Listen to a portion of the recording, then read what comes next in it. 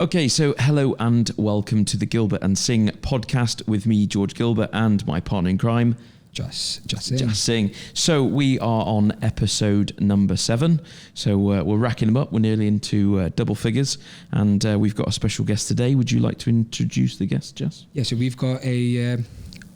well, actually, you know what? I'm going to do this. I'm going to pass the mic on to the actual guest because it's such an interesting topic. I don't want to get it wrong. Mm-hmm. I don't want to say psychologist and she says, no, I'm not this. Mm-hmm. You know. So, but Hannah, please, thank you so much for coming to our podcast. Absolute pleasure. Please, if you can give us a small introduction in what you do and what is your specialty, that would be amazing. My name is Hana Al Geilani. I'm a psychiatrist, not a psychologist. Yeah, there you go. There you go. That's why I handed it over. Yeah. And I work in Rashid Hospital. I'm doing placement there at the moment, and I treat people with mental health conditions. So things like anxiety, depression, serious mental illnesses like bipolar affective disorder, schizophrenia and whatnot.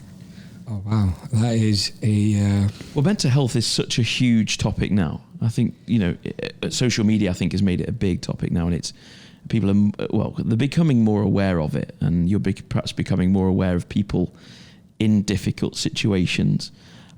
From posting, would you agree with that? When you see certain posts that people will put out on social media and you think, are they crying out for help? Well, that's amazing because I think this started off with the black... when the WhatsApp thing started, people started putting black pictures when they feel sad. Yes.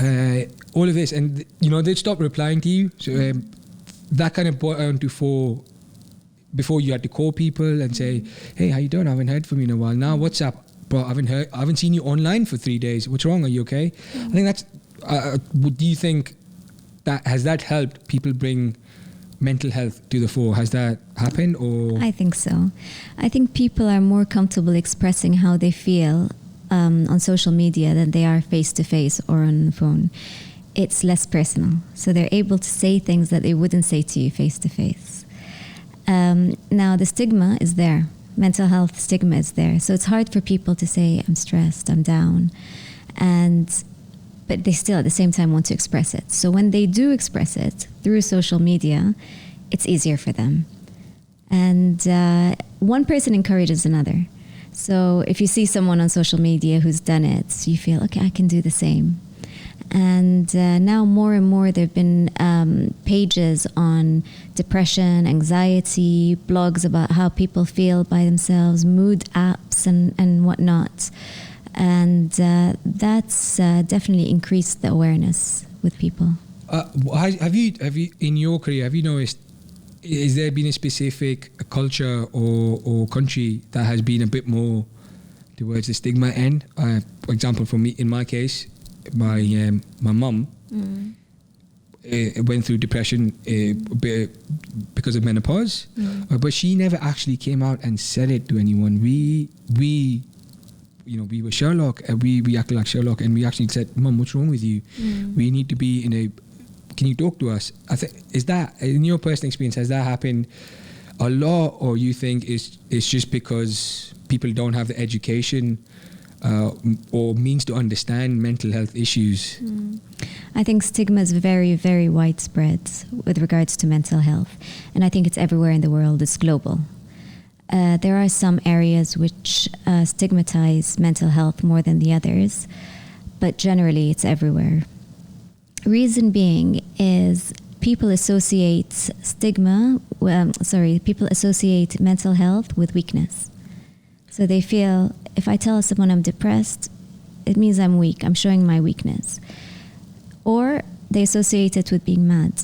And that's absolutely not true. There's so many different types of mental illness. OCD is a mental illness, for example, but it doesn't mean one is mad. It just means that someone needs things a specific way, otherwise it causes them anxiety. And there's an easy treatment for it. In some cases, it's more difficult to treat it, but generally there's a treatment for it. But because of stigma, people don't go for treatment. They don't want to tell anybody about it. So they don't get any professional help, and then they get worse, and then the cycle continues and the stigma increases. Now, stigma is more in places where there is less awareness. So if a percentage of the population, a sample of the population, is told what mental illness is, how many people have got it, how common it is, how there is a cure, how it's not a weakness, how it's a biological thing to many extents. It's just like any other illness, you know. You get hypertension, you treat it with medication. You get depression. Depression is also believed to be a change in serotonin levels in the brain. So you take medication that fix the serotonin levels, your depression goes. If people understand this, then the stigma will be less. But people don't. And in certain areas and villages also, it's associated with evil eye and, black magic, and you're this way because the devil has possessed you. And all these myths and everything play into it as well. So that's a big part here. About 48% of people here in the UAE who go to psychiatrists have already been to a religious healer before going to the psychiatrist.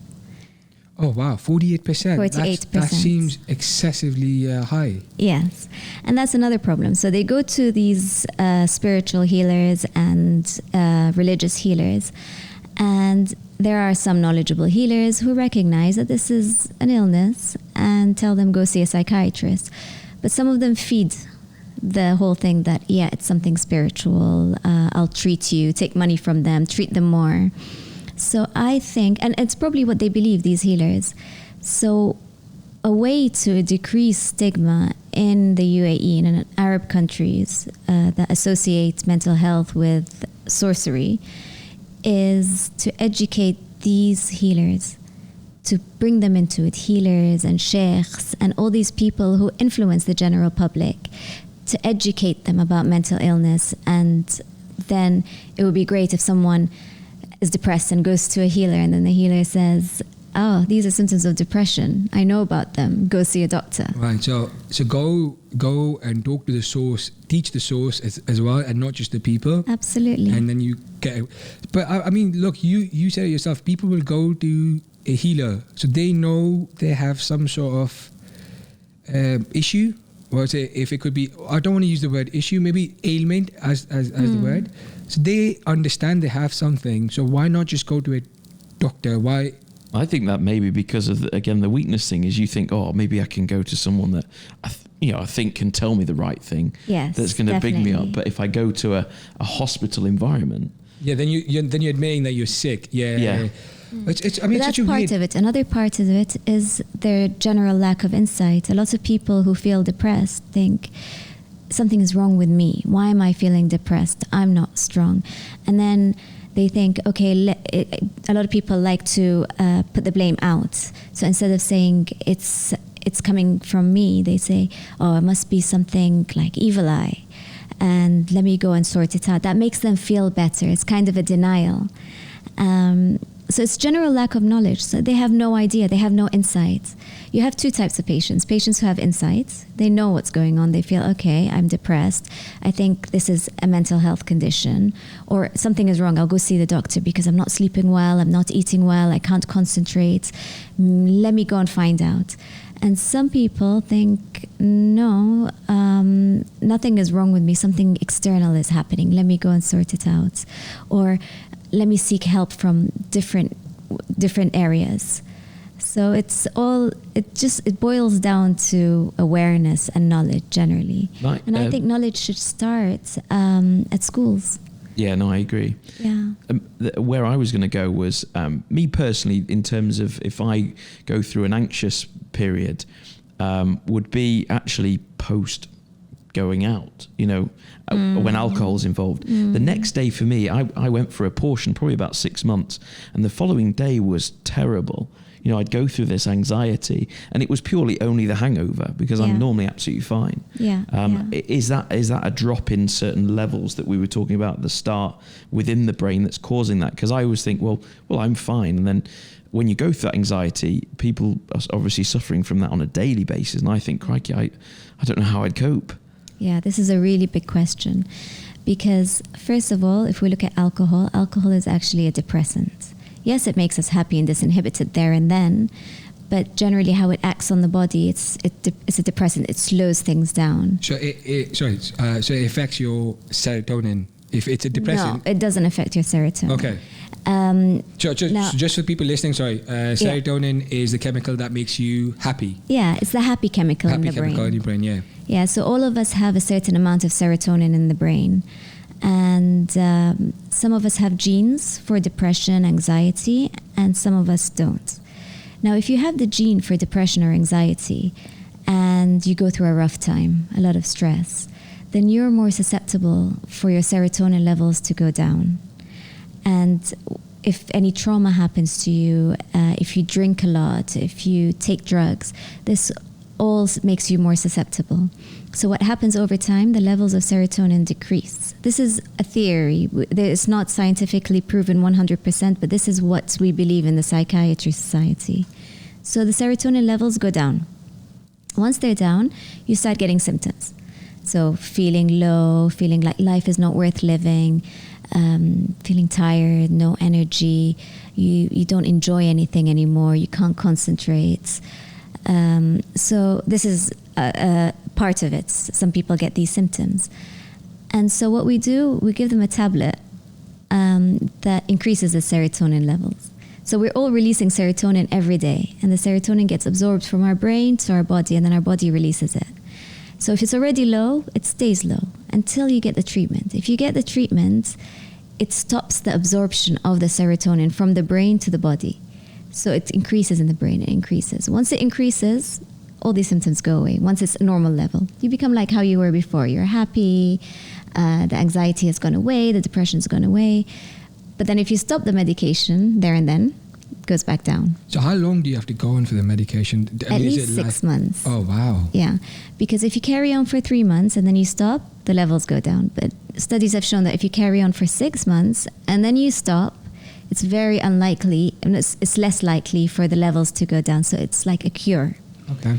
But some people need it for 2 years, and some people with recurrent or chronic depression need it for life. So it's different for every person, but generally 6 months. Okay, but going back to the alcohol part, just because alcohol is a depressant, does that really affect your long-term mental health as well? I mean, if you go out... Yes, absolutely. Okay. Now, alcohol doesn't directly affect the serotonin.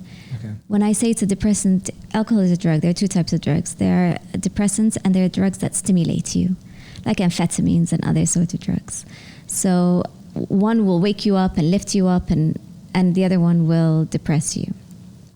So say you're going through problems, you're having a hard time, and you mentioned the other day you went out and you came back and the next day you're feeling anxious.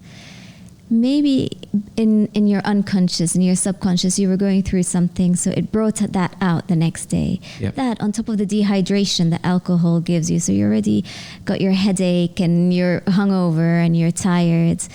You probably didn't eat well. So the combination of all these things are all triggers for anxiety. So it's understandable that you feel anxious the next day. It doesn't happen to everybody.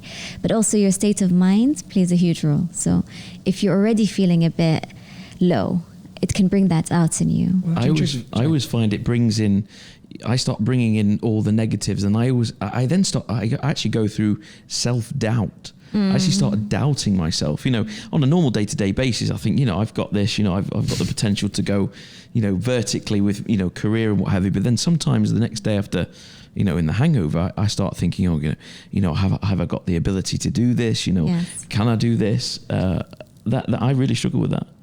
If I'm open and honest about it. Well, no, but it's an interesting point because so I've gone through some personal issues over the past couple of weeks. Sorry to hear. No, I mean, well, again, unfortunately, it's life. But the first thing that's happened to me is I don't want to drink alcohol because I'm scared in terms of what it might do to me, what the reaction would be. Again, like you said, you get so much self-doubt. You don't want to be in a position where you're already in a position of mental Instability. Yes. You don't want to pour fuel into the fire kind of thing. Sure. But that's it. A lot of people do that though. They think drinking alcohol will make you forget the pain. But what you're saying, it kind of does temporary. the opposite. Yeah, it's temporary, and it does the opposite in the long run. Yeah. Makes you want to think, well, makes it worse. Absolutely. Not in all cases. Okay. In some cases. Oh, okay. So, I mean, every case is unique to... Absolutely. Oh, okay. But it's... so maybe we should stop our alcohol. I'm always coming on to the pill side of the thing. I've always kind of been brought up in that we need to... we always need to try and avoid medical drugs. Yes. Because you always want to try and give your body later in life that ability, so that when you need antibiotics and things like that your body's, it's not immune to them because you've had them. Yeah, so, you don't want to build resistance to medication. And so for me, I don't know, it's probably the wrong thing to say, but is that pill an excuse? But actually it's a very valid point. It's the medical reason as to why people are having that is to get that serotonin, but that's just because my knowledge isn't there.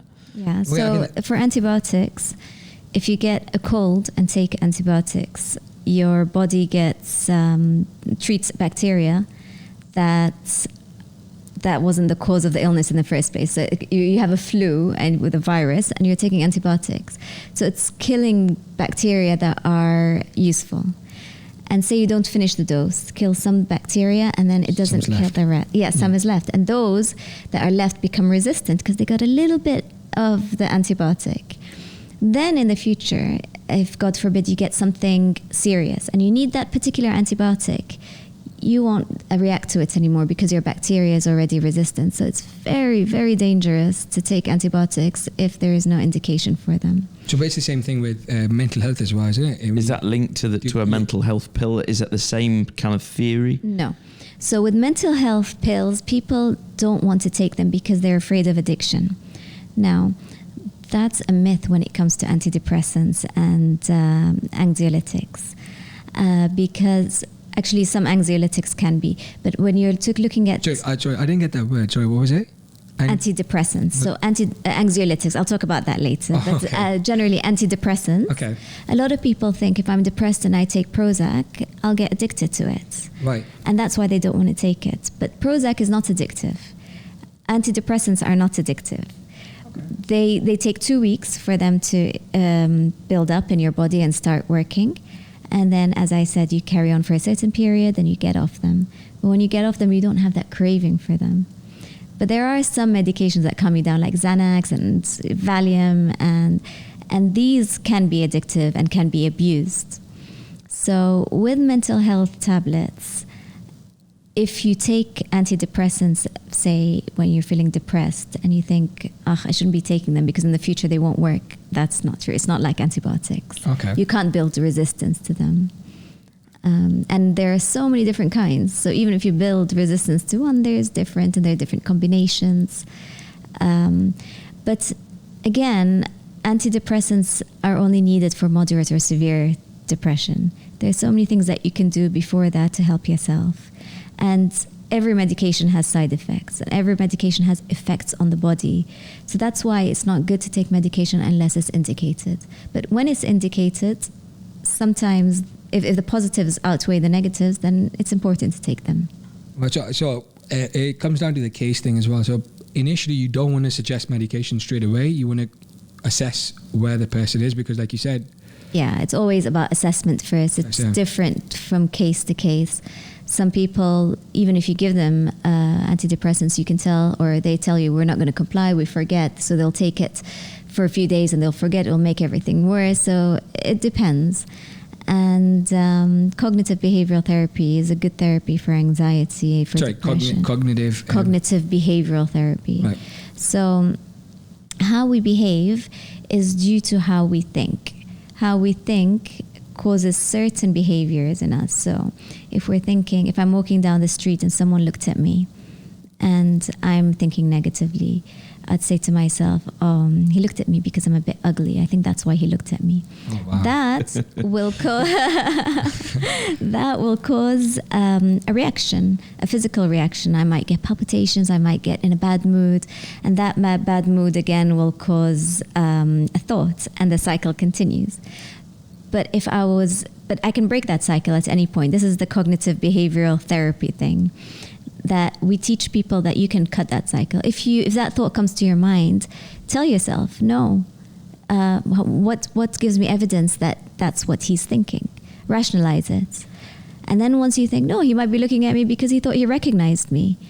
And then your behavior will be different and your thoughts in turn will be different. Well, I mean, it's interesting because, again, for me personally, obviously everyone's built different, but so when I'm walking down the street and someone looks at me, my first thought is... they fancy you. Well, I mean, yeah. I do. Yeah, I mean, that's the dead end. I mean, it's a bit irresistible. So, no, but first thought is, I don't care what this person thinks. Like, I don't know who this person is. Yes. So if he's looked at me or she's looked at me, all right, cool. It doesn't really bother you. Yeah, it must... Well, again, like you said, it's such a different thing for every single person. Absolutely. Because the reason why I mentioned this, when you said cognitive... behavioral thing, right? So, but do you think that's because you've perhaps been looked at a lot more? Because the turban is, it's not as common. Do you know what I mean? It's not super common. I mean, so look, it's okay here. So when I go somewhere in Europe or Canada, or even the Canada, it's massive. For example, I went to Lyon last summer, and so I walked down on the street with a turban, and literally all of the people just stopped doing what they were doing, staring at me, stopped, put the papers down and just looked. And my thought was, right? Yeah. But then the next day it was like, yeah, but I don't know these people. Why do I need to why do I need to get my mental well-being down just because some random person thinks I'm a danger to him? That says a bit more about him. But then again, how do you know that they thought you were a danger to him or her? See, that's the thought process. Yeah, they could have looked at you because they've never seen a turban before. Yeah. They could have looked at you because you're different, something nice to see. They could have looked at you. Well, that I don't disagree with. They could have looked at you because they were afraid. It could have been 100 things. But you don't have evidence that it's any of these things, so why bother yourself? If you have good confidence in yourself, if you are comfortable in your own skin, then that shouldn't bother you. Well, I think that's interesting because, it also comes down to the people that are around you. If you have a good bunch of friends and family around you, I think that becomes such a strong point because they give you the confidence to actually go and combat whatever other people might think of you or you think they might think of you. So how important do you think, nurture versus nature in this situation is? Nurture is very, very, very important. Yeah. As I said earlier, we could have a gene for a specific condition, but if the environment around us is good, if we're given a lot of love from our parents, if we're taught resilience, then that might not manifest. Okay. So nurture is important. And if we do fall into any ailment and we get support from our relatives, then it improves the outcome and the prognosis. For example, patients with schizophrenia, the ones who are married have a better prognostic rate than those who aren't. They do better. Okay. So little things like that make a huge difference. I'm saying little things, but it's actually a big thing. Family support, having a support network is very, very important. That's crazy. I mean, so that's the thing. So you become the cycle. You become the circle that you're in. Well, they constantly talk about surrounding yourself with positive people, and yeah, it makes a difference. It does. It certainly does. Yeah, I mean, well, again, if you've got friends who go on brunches every weekend, right? It's a mental health thing as well, right? I'm not sure it's in the DSM criteria. Well, I think it should be. But no, jokes apart, going, obviously, like you said, mental health is such a big, massive topic. And especially now with the COVID thing, where people in the house for so long, people losing their jobs. In your personal experience, obviously, you've been working in the industry for how many years? Have you seen such a big difference in terms of when there is a lockdown? I mean, it's unprecedented. We have never had a lockdown. Yeah, that's like the thing. It's the first time. Yeah, is there a certain trend of a particular type of mental health that's now showing itself now? We've had a couple of cases where people have been really affected, that they've tried to commit suicide. And, we've had a case that someone actually did commit suicide Very sad. on the wards. So it does affect people, and there are no studies that are done yet because it's all new. However, it's expected. It's expected that the depression rates will go up, the anxiety, and even suicidal ideation, drug abuse, alcohol abuse. All these things are probably going to increase because, first of all, quarantine, being away from people for 2 weeks, is not a natural social thing. Yeah. So one, you're going to start getting lonely. If you already are depressed, you don't get access to a mental health professional. Things get worse. During lockdown, people weren't able to get access to their medication easily. People were afraid to go out to go and get their medication. So their depression, anxiety gets worse, and that leads to suicidal thoughts. Another thing is children. Children hearing their parents at home talking about it, not having a full picture of what's going on. They can get very anxious. They see things on social media. They're not sure what's going on. And children are not always very good at expressing themselves. And as parents, we sometimes underestimate our children's anxiety. We think, children are fine, they're resilient. But this can cause a huge problem. Another part of it is people are at home, face to face. There's more domestic violence. There's more fights. I think I read somewhere where the cases for domestic violence had increased by. So I don't remember. I think it was about 20-25% that it's increased by, just because again you're home, you might just overreact and. 9 out of 10 times, you get on each other's nerves. Yes. If you're face to face with somebody all the time. Your children are studying in one room, home learning, screaming and fighting, and your husband's studying from working from home, and you're doing your job from home as well. Everyone needs space, and we don't have that space, and we're used to having space and quiet and peace.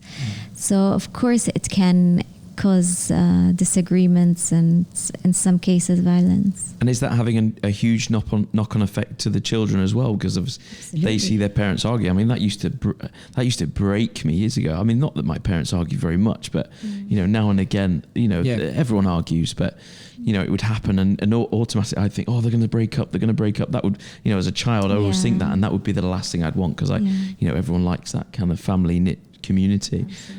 So yes, I would imagine that's having a huge impact on children. Are you getting younger people coming to the hospitals, or is it older people that are tending to? I deal with older people, so I'm not doing child and adolescent psychiatry at the moment, but I suspect more people are coming. I don't know, because at the same time, mothers, fathers, they're afraid to take their children to hospital environments. So maybe they're keeping them home, which is making things even worse. So we don't know yet. So it's also new that we need to wait till the studies are it's done. Such a catch-22 situation. Like, you don't know if I should push from this end, but if I do... Absolutely. No? So it is catch-22. So if you're living with someone who's immunocompromised or someone who's elderly, and you have your children as well, and you don't want to take your children out of the house because you don't want to affect the elderly people who are living with you. You do that, you affect your kids, and you affect their well-being, and they're stuck at home and they're not socializing. You take them out, you're affecting the elderly people who are living with you, their well-being, because the chances of them bringing anything back in is higher. So it's that's why I think COVID-19 has a huge impact on mental health, because there's so many different aspects to it and so many different dilemmas, and there's a lot of uncertainty. Even with the guidelines that were given, it differs from one place to another, from one school to another, so it's difficult. So that's amazing. I mean, it's not amazing. I used the wrong word here. But, it's amazingly devastating. I mean, how do you? What are the coping mechanisms that you could suggest, for example, that you could do for yourself or for your family that could make it easier on your mental strength or mental wellness, food, exercise, or just any other specific behavior anecdotes that you have? Yeah, there's so many things you can do. The first thing is to keep a routine. People. So this is when you get a notepad out with a pen, right, and type it, write it down. I'm listening. So keeping a routine is so, so important, because if you wake up in the morning and you get on your laptop, you switch the camera off and you start working, you haven't brushed your teeth and you're still in your pajamas, that can affect your mental state. Really? Just not brushing your teeth in the Yeah, morning? you feel a little bit smelly, you're sitting Offended there. by yourself. Exactly. People around you don't look presentable. When you wake up in the morning, have a shower and wash your face, that itself gives you a lot of energy. So I believe to keep a routine every day, wake up at a certain time, have a shower or whatever your morning routine is, have a good breakfast, look after what you eat, make sure you exercise. A lot of people have stopped exercising since lockdown and after. And exercise is known to release endorphins and keep one happy. So you put that into your routine. Eating healthy food also affects your mental health. The gut is a second brain. There's serotonin receptors in the gut, they found recently. Sorry, so you've got happy chemicals. You've got receptors. So basically, when you're anxious, Okay. You're nervous about something, you get butterflies in your stomach. Why does that happen? Oh. It's linked. Yeah. So a lot of people, for example, people who get irritable bowel syndrome, they're going to the toilet every 2 seconds and they have no appetite and they're bloated and they have palpitations with it. Some people actually go to a psychiatrist for this, saying that I don't know why my heart's beating. And some people go to a gastroenterologist saying I've got all these symptoms. But actually it's both related. Some people can be cured if they're given Antacid? Exactly. Oh, wow. Exactly. You're given a proton pump inhibitor or something. It reduces the levels of acid in your stomach. Once that happens, the palpitations stop. You stop being anxious. So it's all linked. And sometimes, if you treat the actual anxiety, your abdominal symptoms get settled. So it's such a big cycle. That's what it is. I mean, you don't realize how sensitive your body is. Oh yeah. Right? You're a machine, and your engine is your brain. So it's just all connected. If you don't, sorry, go on. You don't service one area, the other gets affected. and then That's in the crazy. end, everything gets. And you just stress about one small thing, and then it just goes. Yeah. Whoop. We're gonna go back to square one, start again. Yeah. This is what I was going to say. So my challenges, I know we talked about this before, was month of September was to be a dry month for me. My partner is heading back to the UK for unpaid leave for the whole of September. So my diet will improve significantly because I've put a lot, I'm sure a lot of people have as well. I've put on weight during COVID because I wasn't exercising, where I'd be training 5 times a week. I'd be up at 5:30 in the morning down in the gym below, which is actually closed, which is really frustrating for me. So I'm having to use the building gym. So there's a few things I want to do, which is why I'm going to do the dry September. And also I want to improve my diet because I completely agree. And it's interesting you said that because I think that has had an effect on me. You sound like you're a bit stressed, George. No, I'm okay. I was very stressed. The fact I didn't think I was going to find a job. That was a huge stress. So I had the fact I'd put weight on during COVID, the fact that I didn't know whether I was going to be staying in the Middle East, a place I really like, and I might be heading back to the UK. I'd still have to try and find a job when I go back to the UK. There's income relations. I mean, there was so much going on. That's a good example how COVID-19 could cause anxiety. Maybe you haven't reached the level of anxiety, but extreme stress. Yeah. Yeah, I mean, extreme stress is also, at the end of the day, if you don't get anxiety from extreme stress, you get blood pressure. So yeah. See, again, that's related. Everything physical is related to mental. Everything mental is related to physical. So it was funny because we started off the conversation with social media and how it's helped. Now, let's talk about the opposite effect of this, yeah? How social media made it worse. I mean, you go on Instagram, you have a certain way of looking, and that's what people think they need to look like. You go to gym, you work, you eat your food, but you don't look like that. And I think that also causes stress or anxiety. I mean, you're not going to look like that unless you're airbrushed, basically. And that's something that needs to be taught, especially to children and teenagers, that, what you see on social media is not always true. Yeah. and you should not set your standards to them. You shouldn't compare yourself to others. You should keep to yourself and be confident in who you are. But with regards to social media and COVID-19, a lot of rumors go around. People post things, and that can cause anxiety as well. So that's the negative part of it. People get obsessed and start watching the news all day long, different websites, different channels, and then they go on social media. Information gets jumbled, their anxiety goes up. Too much information is also detrimental because all this information is not accurate. Some things are accurate, some are not. I think there's a saying, too many cooks spoil the broth. Absolutely. So, my dad used to say that to me. He used to go, don't ask opinions from 30 different people because you're going to get 30 different answers. Again, and it's crazy you mentioned, so we did a podcast earlier this week as well, where he mentioned sorry, I've just had a memory loss for a second there. All right, he mentioned the whole COVID situation in terms of listening to news. He mentioned SARS, right? So when SARS came out, there was no social media, there was no WhatsApp, there was no Facebook was the only thing there. But the information, people send messages across. When COVID started, we used to get messages saying, if you cough, it's airborne, it can be passed on to this person. All of a sudden, you're stressed about everything. You're stressed about meeting someone, about saying hi to someone. We met you today. We gave you a fist bump. I mean, that's a COVID-19 result as well. So it's just crazy. Like you said, it's just crazy what people are not equipped to change as quick as we had to because of the COVID-19. Absolutely. It's come so quickly. And that's... And without preparation. So what are the next steps in your opinion? What are the next steps that we should be taking in order just to stay sane? Try to stay mentally sane. I mean, it's tough, right? For people. You mentioned suicide. I know of someone who tried to commit suicide at the start of COVID. He's got a kid. He's got a wife.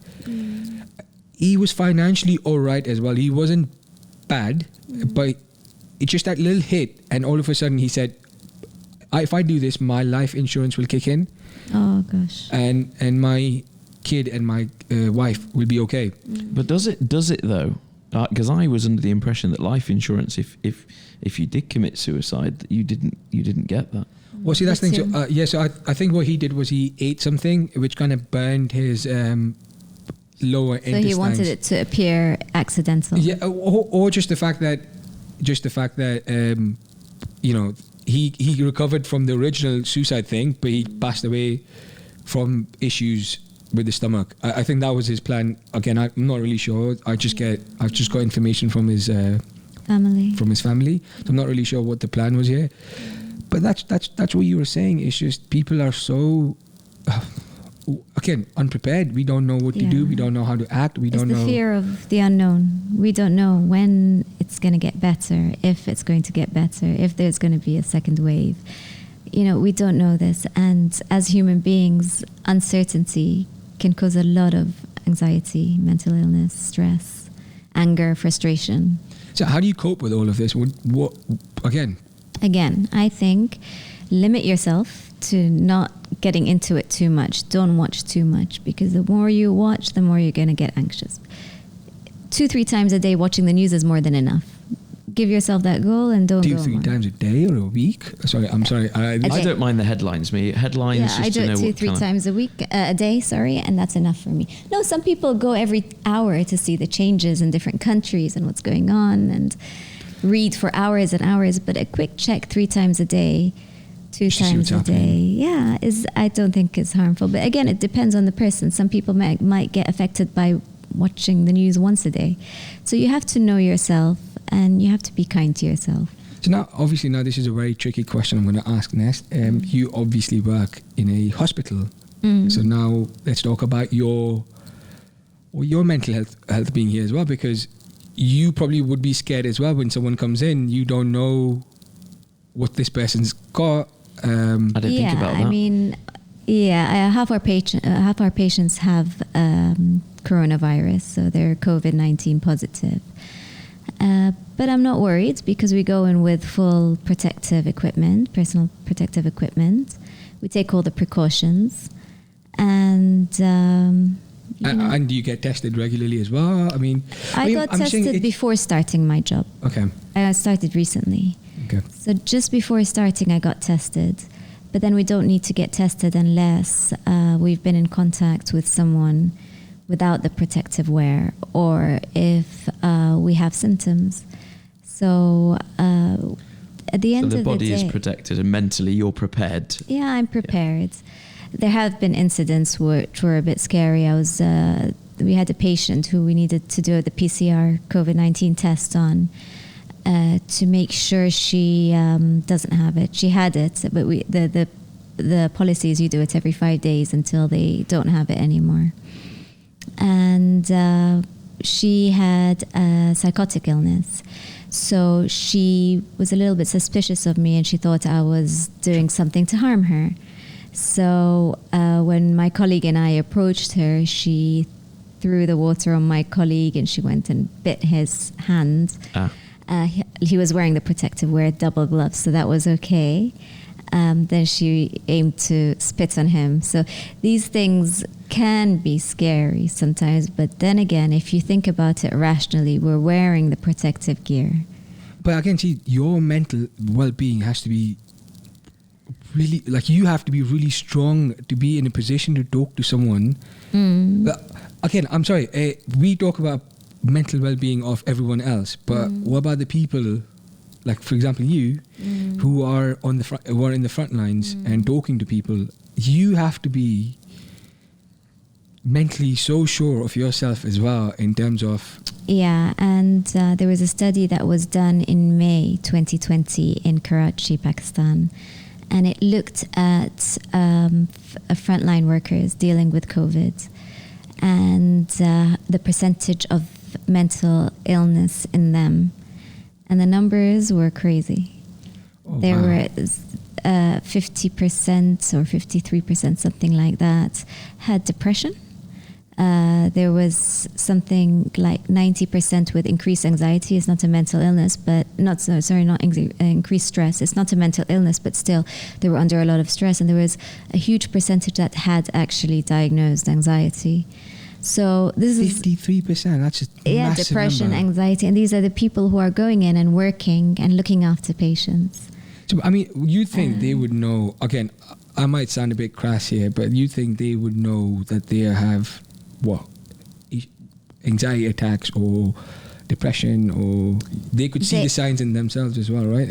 Or do you just... They could, but sometimes they don't want to treat it. Sometimes they're treating it and they still continue working.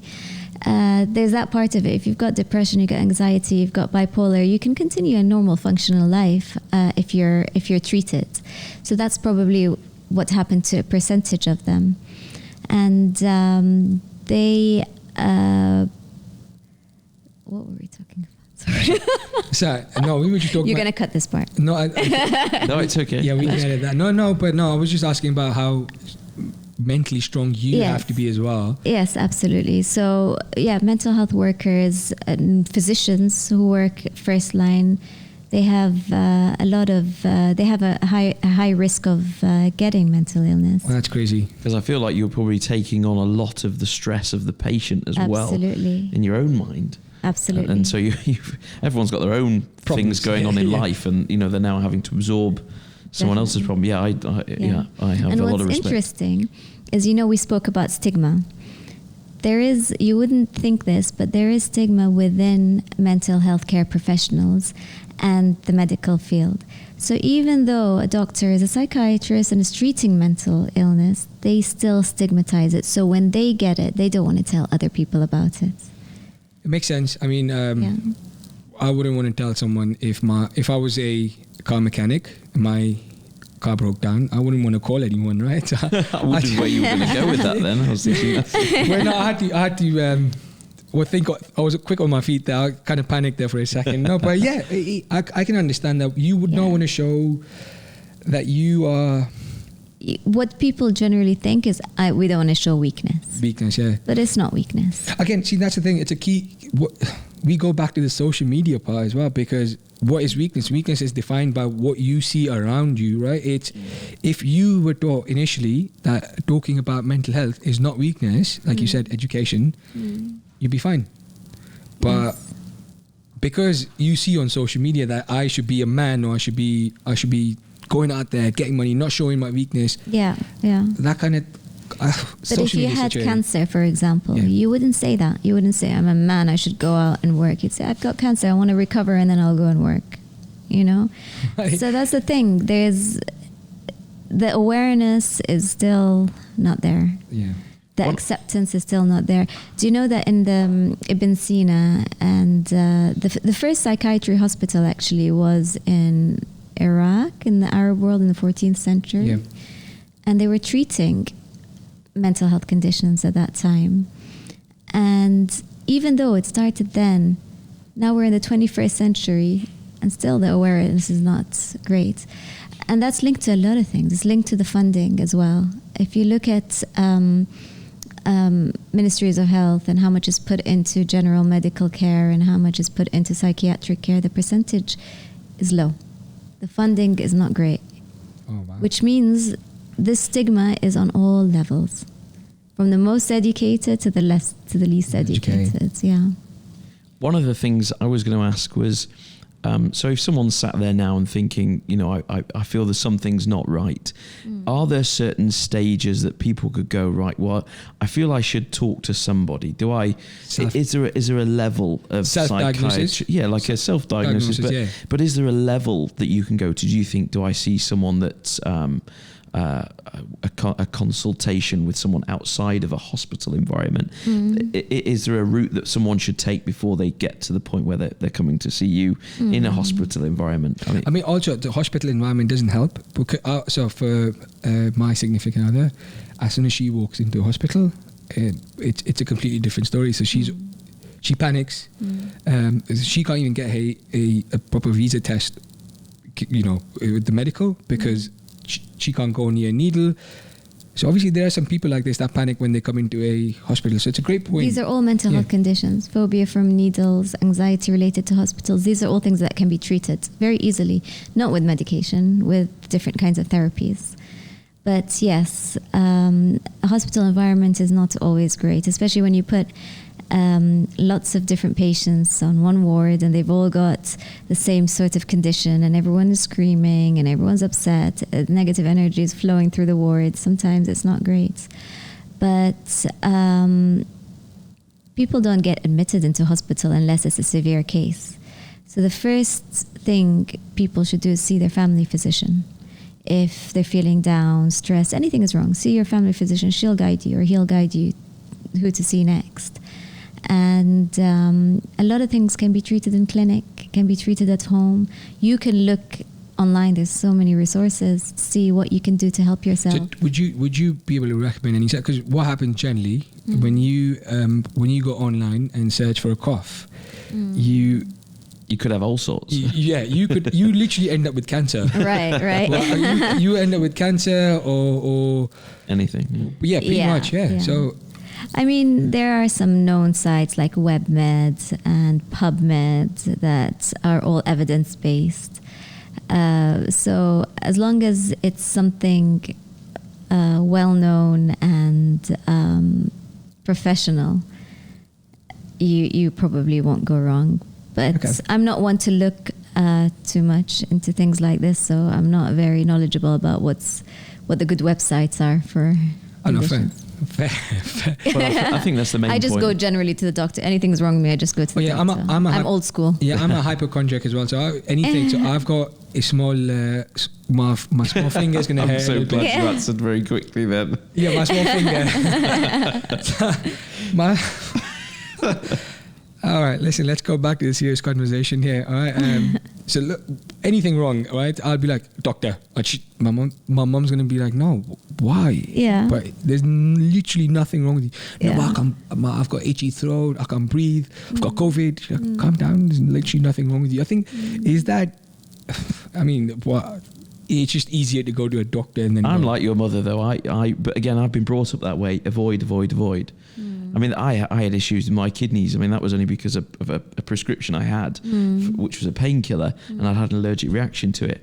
And it was it was 2 a.m. I woke up and I was in agony, and at that point I was like, something really isn't right, and I have to go. And it was only at that point I would decide that it's time to make a trip to the hospital. No, but this was actually great insight. I mean, I can actually go and do work thinking, you know what, I don't care about what you think. I'm going to continue doing my work. I think that's a good mental well-being strategy that you can implement just personally. At the same time, asking for help and talking to loved ones can also help. Sometimes you just need to get it out of your system and talk to somebody. Sometimes you think, let me just get on with it, and that helps. But sometimes, in different situations, talking to somebody can be the cure. Getting it out there. Things, when they're in your heads, they can be a lot more complicated than when you say them. Yeah, it's true. And I think we're all bad at holding things in. Me in particular, I can bottle everything up, and then eventually you just release the cap and it all comes firing. Yeah, it is absolutely. Yeah. I'll openly admit that. One of the things we like to do towards the end of the podcast is just to say to the guests, is there anything that we haven't covered that you would like to say at the end of it? No, we've covered quite a lot. I think the summary of everything is knowledge, being aware of what's going on, because that reduces the stigma related to mental health. It reduces the anxiety related to COVID. So people talking to each other, talking to their children, is always a good thing. Communication. I think that's such a good word. Communication. Yeah. In any aspect, relationships, work, just talk to people. Yeah. Yes, and be open. Yeah. But again, Hana, thank you so much. I think this was great insights into mental health. Obviously, if people have got anything else any other question that they want to ask Hana, they can always get in touch with us through our social media or comments on YouTube. And you would obviously have access to Hana herself as well. And if you've got any questions, please do put them in comments. Let us know. Again, thank you so much, Hana. Thank you, Hana. Thank you very much.